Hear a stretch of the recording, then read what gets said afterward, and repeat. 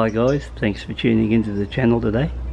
Tomorrow I was planning on going on a long run, but when I was on the bike yesterday I noticed when I come in that the fuel gauge light was flashing, and when I flicker on now I see I'm down to 1 bar.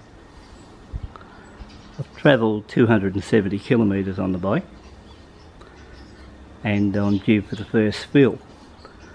So about 5 minutes back I was getting into the idea of heading over to the garage to fill her up, but I struck a problem. I'm having no luck getting this fuel cap off, absolutely no luck at all. So I've been fooling around with it now for a few minutes and it just won't budge. I don't know whether it's jammed, stuck or something like that, but it just won't bloody move. So apart from that, there's a bit of a problem there, and I'll give you a demo what's going on. So I'll just set the tripod up.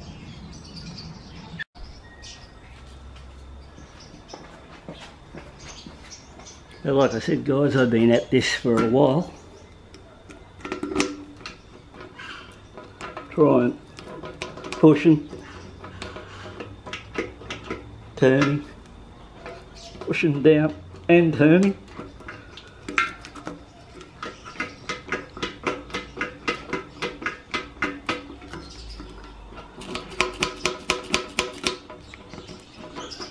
But I can't get the cap to release at all.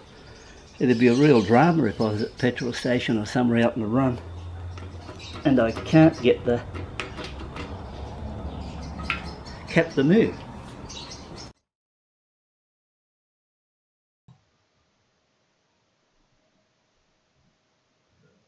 Well guys, I really had very little choice but to call the local locksmith, who arrived around the next day, and he brought his tools along with him, and he spent probably 10 minutes on the job. He had no luck either. So after that one, he even queried whether or not I even got the right keys with the bike to unlock the fuel tank, which I explained to him I'd had the tank opened a couple of times just for an inspection, and all was good there. So in the end, he said he couldn't do nothing much about it, and he was going to come back and have another look at it, but that never eventuated.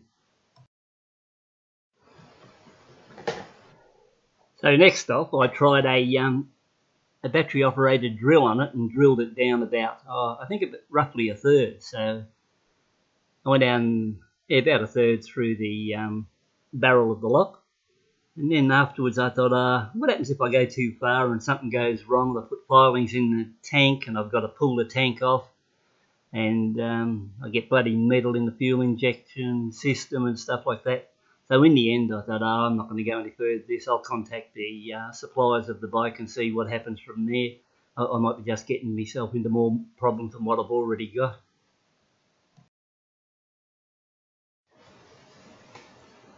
Anyway, the next day I got a call from the importers and I told them the situation on the bike and what had happened. I just undone the cap, had a look at how much gas I had in there, put the cap back on, and then for some reason the gap, I wasn't sure about the cap, and then decided to undo it, and it was impossible to get it off. And they said, oh well, we're going to have to, well I told them I'd already drilled into it and there's no way I can get the cap off and stuff like that. So they said it looks like it's going to have a brand new cap fitted to it. Not only will it have to have a new cap, it's going to have a new ignition block and also new side cover, so the whole bike will have to be rekeyed. And you know, they were sorry this thing happened on the new bike, and they were going to arrange some bike shop to collect the bike for me, and the bike would be transported to a local bike shop free of charge, all parts fitted and everything like that. So there'd be, once again, no charge to me for any of the work. So looking at it that way, that side of it was good, but the disappointing part to me was I'd only had the bike a week and only had the 1 tank of petrol through it, and that I couldn't ride it. But on the plus side, the service from Enfield was excellent, so you know, you can't complain about that. And the bike itself had been faultless and ran extremely well.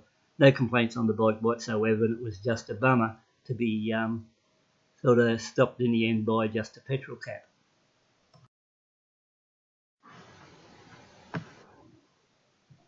Meanwhile, to cut a long story short, I decided that after riding this bike for 270 kilometres, I had a rough idea what the bike ran like, and believe me, these are pretty good bikes and there's no complaints with it whatsoever.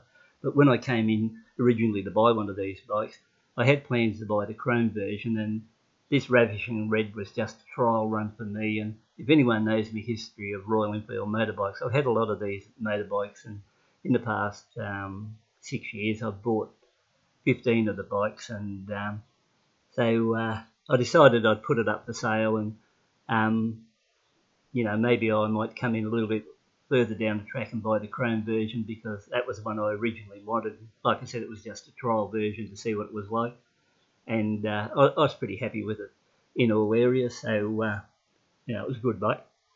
So the guy who bought it, he picked it up and took it home, and he ended up drilling out the tank, and I think he said it took him 10 minutes to get the cap off, and as far as I know now, he's just waiting now for the parts to arrive and have it fitted. He bought the bike at a very good price, I think, and he was happy that way, and the bike was a faultless performer, and I was very happy with the way it went, so there was no drama that way. So all up, I think he got himself a very good deal, and I got the chance to ride a 650, and now I'm back on the C5, and I'll ride it for a while and see what happens there. So after experiencing this cap incident on the 650, what would I recommend anyone who's got an Interceptor do? Well, I'd say, judging how quick mine collapsed, I would say if you're doing fuel ups, when you undo the cap, it isn't a problem. The problem could be when you're replacing a cap and you push down and lock it back in position. I would say the best idea would be to put the key back in your cap, or leave the key in your cap, and then take the pressure off the locking mechanism at the bottom, press down on your cap, and then release it and let it lock that way to save you any problems, because the problem would end up being, if you do snap it off, because it's apparently cast down at the bottom of it where it's the problem is right at the bottom of the barrel, and that's the piece that broke. If you do strike that problem and it does it to yours, you'll know you'll have to have a new gas cap, ignition barrel, and also side cover. So keep this in mind. Treat your gas cap carefully just in case it happens, and thanks for looking.